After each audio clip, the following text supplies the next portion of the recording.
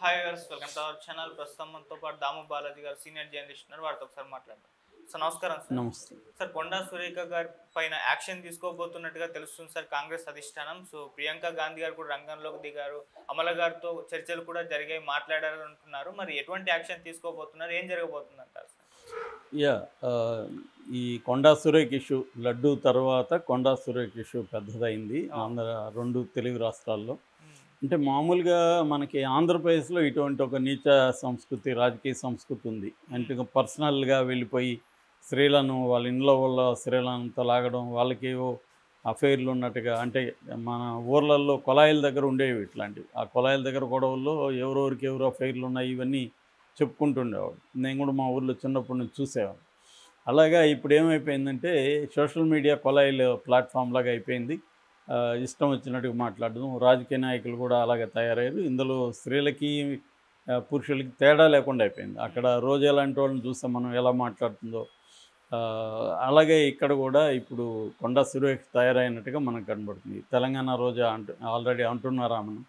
So వీళ్ళు ఏంటంటే పర్సనల్గా రోజా కూడా పర్సనల్గా అటాక్ చేయడం అనేది ఎక్కువగా కనబడుతుంది. పొలిటికల్గా అటాక్ చేయడం అనేది వేరే విషయం. ఓకే. సో వ్యక్తిగతంగా వెళ్ళిపోయి వ్యక్తిగత ప్రతిష్టను వాళ్ళ స్త్రీలను లాగడం ఇది దారుణంగా తయారైంది. పవన్ కళ్యాణ్ మీద కూడా ఏ స్థాయిలో విమర్శలు వైసీపీ నుంచి చేశారు. అంతకుముందు అక్కడ భువనేశ్వర్ మీద, తర్వాత ఆ, వేరే వేరే స్త్రీల మీద ఆ స్థాయిలో ఉంది. రోజా మీద కూడా అలాగే తెలుగుదేశం నాయకులు కూడా బండారు సత్యనారాయణ లాంటి వాళ్ళు చాలా నీచ స్థాయికి దిగి మాట్లాడారు.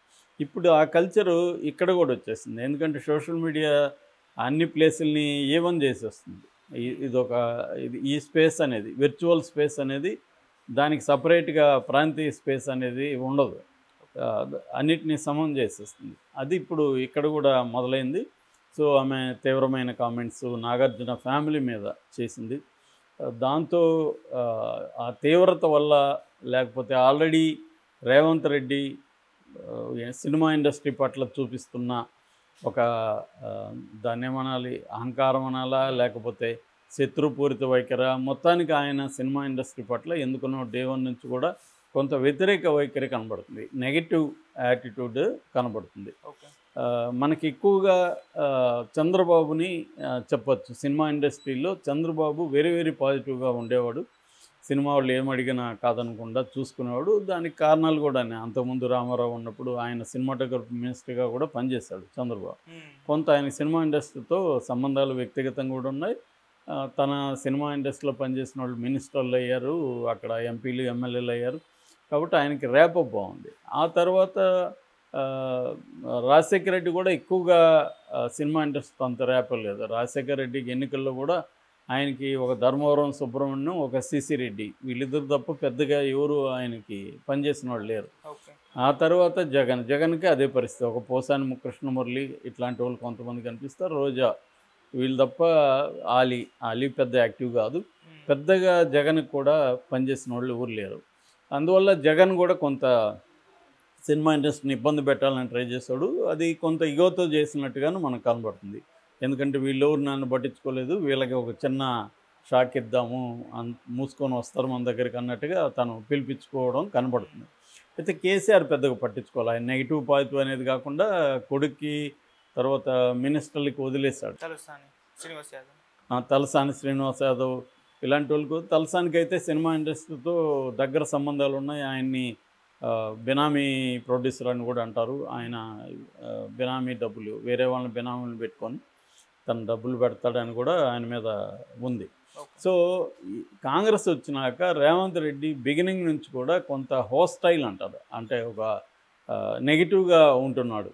ముందు గద్దర్ అవార్డులు అనేది ఎవరిని అడగకుండా అనౌన్స్ చేసేయడం, కనీసం ఆయనకు దగ్గరగా ఉన్న కొంత సినిమా వాళ్ళు ఉంటారు కదా, వాళ్ళతో మాట్లాడి, ఇప్పుడు రామ్ గోపాల్ వర్మ లాంటి వాళ్ళు రేవంత్ రెడ్డి క్లోజ్ ఫ్రెండ్స్. ఉమ్, కాకపోతే రామ్ గోపాల్ వర్మ రాంగ్ పర్సన్ అనుకో, ఆయన అడ్వైజ్ ఇస్తే ఆయన నోటికి వచ్చింది చెప్తాడు. అవును. సో అట్లా కాకుండా సినిమా కొంత మామూలు రెగ్యులర్ బ్యాచ్ని కొంతమందిని మాట్లాడి ఉంటే బాగుండేది. నంది అవార్డులను మళ్ళీ పునరుద్ధరించడం అనేది ఖచ్చితంగా రేవంత్ రెడ్డిని అప్రిషియేట్ చేయాలి. బట్ గద్దర్ పేరు పెట్టడం అనేది సినిమా ఇండస్ట్రీకే కాకుండా తెలంగాణ వాళ్ళంటే కల్చరల్ యాక్టివిస్టులకు కూడా ఎవరికి ఇష్టం లేదు. ఉమ్, సినిమా ఇండస్ట్రీకి గద్దర్ పేరు పెట్టడం గద్దర్ని అవమానించినట్టు, సినిమా ఇండస్ట్రీకి కూడా తగినది కాదనేది ఎక్కువ మంది అభిప్రాయం. ఓకే. సో, అక్కడ గొడవైంది. తర్వాత డ్రగ్స్ అనేది మనం గతంలో కూడా కేసీఆర్ ఆ రకంగా ఇబ్బంది పెట్టాడు.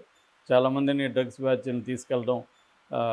సినిమాలో డ్రగ్స్ లేవని నేను చెప్పట్లేదు. చాలా ఎక్కువ మంది సినిమాల్లో వాడతారు. కానీ దాని రిజల్ట్ ఏమైనా వచ్చిందా? ఏమి రాలేదు. ఊరికే ఇబ్బంది పెట్టడం తప్ప అంత ఏం జరగలేదు.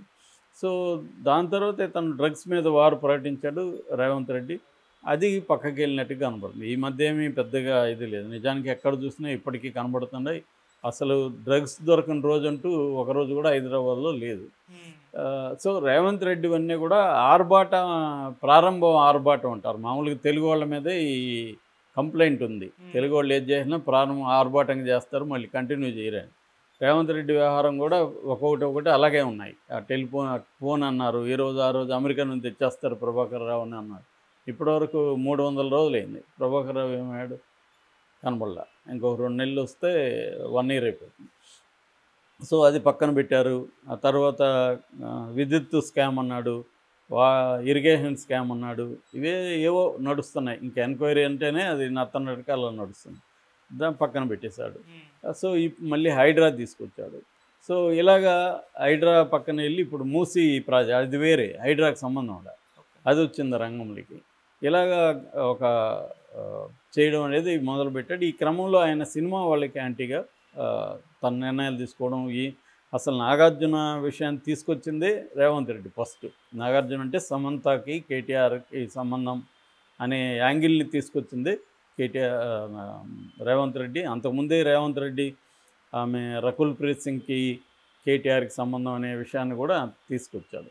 దీనివల్ల ఏముందంటే వీళ్ళ రైవల్స్ ఏమో పొలిటీషియన్స్, కేటీఆర్ ఈయన రైవల్, అంతవరకు బాగానే ఉంది. కానీ అవతల వాళ్ళకి ఫ్యామిలీస్ ఉంటాయి, వాళ్ళకి ఇబ్బందులు ఉంటాయి. ఇప్పుడు వాళ్ళు మనస్ఫూర్తిగా ఎవరితో సంబంధం పెట్టుకుంటే మనకేంటి?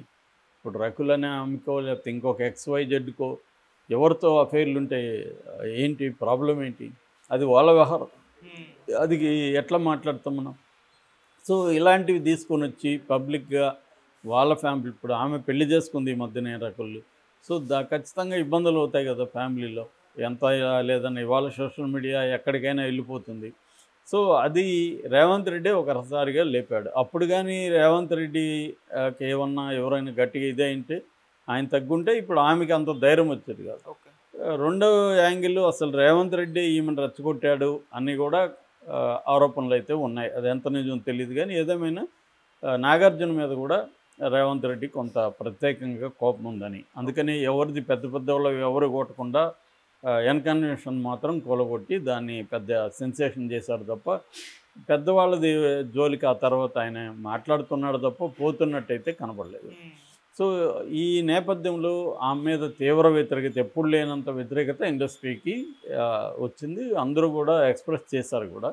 సో, ఈ నేపథ్యంలో ఒక పెద్ద స్థాయి కమిటీ ఒకటి చంద్రబాబును కూడా కలవబోతున్నారని కూడా వార్తలు వస్తున్నాయి. ఏదేమైనా పెద్ద ఎత్తున ఒత్తిడి అయితే కాంగ్రెస్ నాయకుల మీద, సెంట్రల్లో ఉన్న కాంగ్రెస్ నాయకుల మీద కూడా తీసుకొచ్చింది ఇండస్ట్రీ.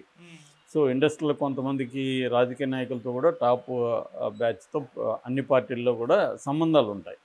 సో, వాళ్ళందరూ ప్రెజర్ చేశారని చెప్తున్నారు. దాని దెబ్బకి కాంగ్రెస్ పార్టీకి బాగా బ్యాడ్ నేమ్ వచ్చింది ఈ మధ్యకాలంలో. సో, దాంతో ప్రియాంక రంగంలోకి దిగింది. అమలాకి ప్రియాంక ఫోన్ చేసింది. ఎందుకంటే ప్రియాంక కూడా మన అమలాకి కూడా చాలా పెద్ద స్థాయి సంబంధాలు ఉంటుంది. ఆమె చేసే సోషల్ యాక్టివిటీస్ అవి రాజకీయ నాయకులతో కానీ అందరితో ఆమెకి లాబీ కానీ సంబంధాలు కానీ ఉంటాయి. దాంతో ప్రియాంక అమలాకి ఫోన్ చేసి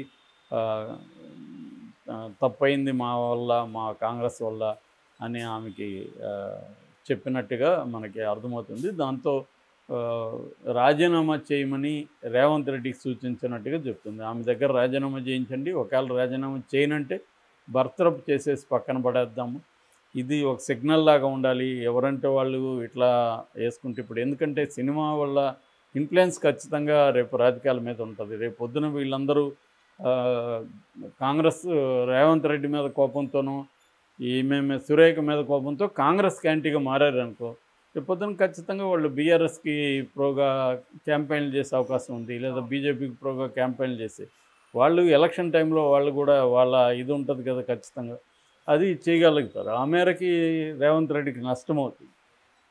అది రేవంత్ రెడ్డికి అయితే పర్లేదు, కాంగ్రెస్కి అవుతుంది. కాబట్టి ప్రియాంక రంగంలోకి దిగినట్టుగా తెలుస్తుంది. రెండోది రాహుల్ కానీ ప్రియాంక కానీ విమెన్ లీడర్స్ని కాంగ్రెస్లో పెంచాలనే ప్లాన్లో ఉండాలి.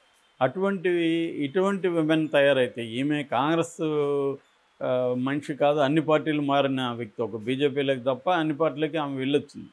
సో అందుకని ఆమె ఎంటర్ అయినట్టుగా తెలుస్తుంది. ఎంటర్ అయ్యి బర్తరఫ్ చేయబోతున్నారని వార్త వినిపిస్తుంది. ఈరోజు రేపు ఆమెకి రిజైన్ చేయడం కానీ లేక బర్తరఫ్ చేయడం కానీ జరగచ్చు అంటున్నారు. నిజమా కాదనేది మనకి ఒక 2 డేస్లో తెలిసిపోయే అవకాశం ఉంది. Okay sir, thank you so much.